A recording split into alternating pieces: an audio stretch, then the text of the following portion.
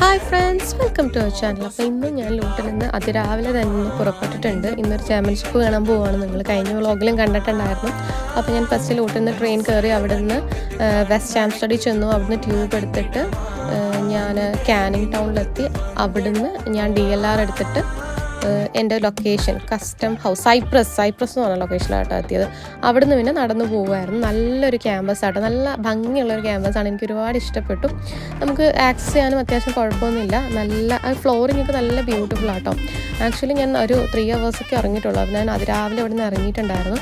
ഇവിടെ ഒരു ചാമ്പ്യൻഷിപ്പ് നടക്കുന്നുണ്ട്, അത് കാണാൻ വേണ്ടി വന്നതാണ്. എനിക്ക് ഒരുപാട് ഇഷ്ടമുള്ള കാര്യങ്ങളാണ് ഇതൊക്കെ.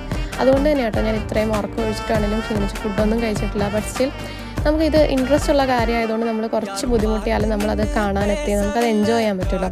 അപ്പോൾ നല്ലൊരു കോമ്പറ്റീഷൻ ആയിരുന്നു, നല്ല റെഫറീസ് ആയിരുന്നു, ഭയങ്കര നല്ല സപ്പോർട്ടീവ് ആയിരുന്നു കേട്ടോ അവരൊക്കെ. അങ്ങനെ ഇവൻ്റ് എല്ലാം കഴിഞ്ഞു.